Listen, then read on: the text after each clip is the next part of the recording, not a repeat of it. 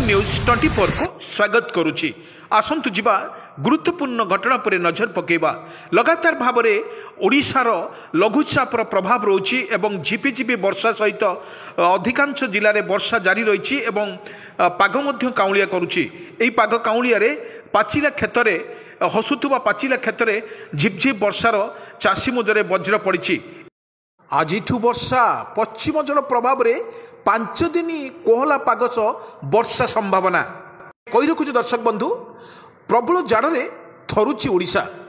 आभ्यंतरण ओडिशा रे असह्य शीत अनुभूत होगा सह 11 सहर में तापमात्रा 10 डिग्री तले रही। पारद तलमुआ होगा जोगु राज्यर किछि स्थान रे रातिर तापमात्रा खसुची। तापमात्रा ह्रास होगा कारण ठंडा मध्य अनुभूत होउछि। किंतु आजिठू प्रबल जाड़ पड़ुवा बेले पाणीपाग विभाग पूर्वानुमान करिछि। आजिठू राज्य में वर्षा संभावना मध्य रही। बंधु, पश्चिम झड़ प्रभाव में 5 दिन में कोहला पाग सह वर्षार संभावना रही।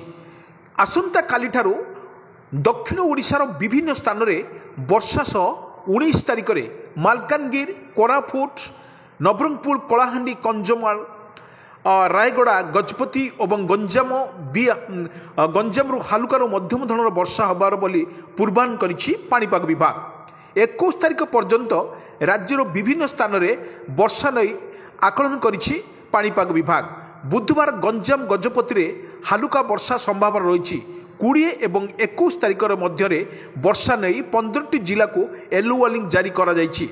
केन्द्रापड़ा, जगतसिंहपुर, पुरी, खोर्धा, गंजाम, गजपति, मयूरभंज, केन्दुझर, सुंदरगढ़, देवगढ़, झारसुगुड़ा, संबलपुर, बरगढ़, सोनपुर एवं बलांगीर जिले में 70 ରୁ 110 मिलीमीटर वर्षा संभावना रही। एबे धान अमल हेतुआरु वर्षा चाषी मुंड बिथार कारण हो पारे। एथिपाई वर्षा हेबाकु थिबा अंचल रे चाषी माने अमल धान को शीघ्र निज खेतर धान को नहीं निज खड़ा रखा निर्देश दिया। पाणीपाग विभाग पर्वरु परामर्श निया जायछि। दर्शक बंधु, आमे कही रखुछु आसुछि बड़ वर्षा।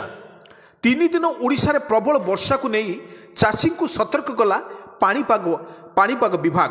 राज्य में आजिठू बदली जीव पाग, किंतु पाग को नहीं पुणी एक अपडेट चाषी सतर्क सूचना जारी करिछि भारतीय पाणीपाग विभाग। बदलिब पाग हेबो कोहला पाग। किछि जिले में होई पारे हालकारु मध्यम धरणर वर्षा छेचियो बोली आकलन करिछि पाणीपाग विभाग। ओडिशार हेबो वर्षा। आसंता 22 तारिख जाए राज्यर वर्षा सांग को कोहला पाग हेबा नहीं पाणीपाग विभाग पक्षरु आकलन करा जायछि। चाषी को मध्य परामर्श दे देछि पाणीपाग विभाग। वर्षा को अलर्टमेंट करा जायछि। जदि फसल अमल करने अच्छी किंबा जमीर आनिबाकू अच्छी तेबे तुरंत आनिबाकू परामर्श दि जायछि। कारण लघुचाप प्रभाव में विभिन्न स्थान में वर्षा हेबो आउ चाष कार्य प्रभावित होबार आशंका थिबारु एभली परामर्श देछि पाणीपाग विशेषज्ञ। भारी वर्षा को लेकिन चेतनावनी दिखाई। बंगोपसागर एवं लघुचाप सक्रिय रोकुवा बेले यार प्रभाव ओडिशा उपरे किछि मात्रा पड़िबार यथेष्ट रही। किंतु आज अर्थात बुधवार ठारू राज्य में कोहला पाग हेबो। या परे बढ़िबो वर्षार परिमाण।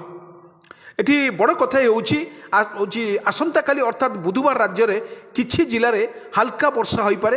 1-2टी स्थान में मध्यम धरणर वर्षा हेबा नै आकलन करिछि भारतीय पाणीपाग विभाग। देखा गले बुधवार गजपति, गंजाम सह दक्षिण ओडिशा रे किछि जिले में हाल्का वर्षा हेबो। सेपरि 19 तारिख में बढ़िबो वर्षार विस्तृति। उपकूल सह दक्षिण ओडिशा रे हेबो वर्षा। बड़ वर्षा को नहीं पाणीपाग विशेषज्ञ तरफ बर्तमान जो अले वार्निंग जारी करा जायछि। सेपरि डिसेम्बर 20 रु राज्य में वर्षा हेबो नहीं सतर्क कला पाणीपाग विभाग। 22 तारिख जाए राज्यर लागी रहिबो वर्षा। चाषी मानक सतर्क रहिबाकू परामर्श देछि आंचलिक पाणीपाग विभाग। वर्तमान कहबाकू गले बंगोपसागर में सक्रिय थिबा लघुचाप प्रभाव में राज्यर बंगोपसागर वायु प्रवेश करने फल यथेष्ट परिमाणर जलीय बाष्प आसवा फल राज्यर कोहला पाग सांग को वर्षा कराइबार सहायता हेबो। किंतु एठी बड़ कथा होउछि निज जो देखुवे विजुअल माध्यम देखुवे कौटी अनेक स्थान में झिपिझिपि वर्षा ଆରମ୍ଭ ହୋଇଯାଇଛି ଏବଂ କେଉଁଠି ମଧ୍ୟମ ଧରଣର ବର୍ଷା ମଧ୍ୟ ଜାରି ରହିଛି। ଏଠି ଚାଷୀ ପାଇଁ ଯେଉଁ ମଥାର ଯେଉଁ ମୁଣ୍ଡ ଝାଡ଼ା ତୁଣ୍ଡରେ ମାରି ଯେଉଁ ଚାଷ କରିଛି ଏବଂ ତରେ ଲଗାତାର ଭାବରେ ଲଘୁଚାପର ବର୍ଷାର ତାଣ୍ଡବ ରଚୁଛି, ତାହା ମଧ୍ୟ କିଛି ପରିମାଣର ଚାଷୀଙ୍କୁ କ୍ଷୟକ୍ଷତି କରିବ ତ ନିଶ୍ଚିତ। ଚାଷୀମାନଙ୍କୁ ସତର୍କ କରିବାକୁ ପରାମର୍ଶ ଦେଇଛି ଆଞ୍ଚଳିକ ପାଣିପାଗ ବିଜ୍ଞାନ କେନ୍ଦ୍ର। ଅମଳକ୍ଷମ ଫସଲକୁ କାଟି ନେଇ ସୁରକ୍ଷିତ ସ୍ଥାନରେ ରଖିବା ପାଇଁ ମଧ୍ୟ ବର୍ଷାରୁ କିଭଳି ଶୀତଦିନିଆ ପନିପରିବାକୁ ବଞ୍ଚାଇବା ସହ ସେଥିପ୍ରତି ଯତ୍ନବାନ ହେବାକୁ ମଧ୍ୟ କୁହାଯାଇଛି। ପାଣିପାଗ ବିଶେଷଜ୍ଞ ତରଫରୁ ମଧ୍ୟ ସୂଚନା ଦିଆଯାଇଛି। ବଡ଼ କଥା ହେଉଛି ଚାଷୀମାନଙ୍କର ଯେଉଁ କ୍ଷୟକ୍ଷତି ହେଉଛି ଏବଂ ବାରମ୍ବାର ଲଘୁଚାପ ଫଳରେ ଦିନର ଧାନ ଏବଂ ବଡ଼ ଫସଲ ମଧ୍ୟ ନଷ୍ଟ ହୋଇଯାଉଛି। ତାକୁ ସୁରକ୍ଷିତ ଧାନକୁ କାଟି ନେଇ କିପରି ନିଜ କ୍ଷେତ୍ରରୁ ଧାନ କାଟି ନେଇ ନିଜ ଖଳାକୁ ନେଇଥିବା ଏବଂ ଘୋଡ଼େଇକି ରଖିବା ଏବଂ ବର୍ଷା ଝିପିଝିପି ବର୍ଷାକୁ ସୁନାର ଯେଉଁ ଧାନ ହସୁଥିବା ଧାନ କ୍ଷେତକୁ ଝିପିଝିପି ବର୍ଷା ହେଲେ ପାଚିଲା ଧାନର ନିଶ୍ଚିତ ଏଇଟା କ୍ଷତି କରିବ। ସେଥିପାଇଁ ଚାଷୀକୁ ଆଞ୍ଚଳିକ ପାଣିପାଗ ବିଭାଗ ତରଫରୁ ଯେଉଁ ସୂଚନା ଦିଆଯାଇଛି, ଏହା ତୁରନ୍ତ ଧାନକୁ କାଟି ନିଜ ଆୟତ୍ତ ରଖିବେ ଏବଂ ଯତ୍ନବାନ ହେବେ, ସେଥିପାଇଁ ପରାମର୍ଶ ମଧ୍ୟ ଦିଆଯାଇଛି। ବଡ଼ ରବି ଫସଲ କଥା କହିବାକୁ ଗଲେ ଲଗାତାର ଭାବରେ ଯେଉଁ ବର୍ଷା ହେଉଛି, ମାନେ 5 ଦିନ ଯେଉଁ କୋହଲା ପାଗ ସହିତ ହାଲକା ବର୍ଷାର ସମ୍ଭାବନା ରହିଛି, ସେଥିପାଇଁ ଚାଷୀକୁ ପରାମର୍ଶ ଦିଆଯାଇଛି ଏବଂ ସୁରକ୍ଷିତ ଜାଗାକୁ ଧାନକୁ କାଟି ନେଇ ନିଜ ସୁରକ୍ଷିତ ସ୍ଥାନରେ ରଖିବା ପାଇଁ ମଧ୍ୟ ପରାମର୍ଶ ଦିଆଯାଇଛି।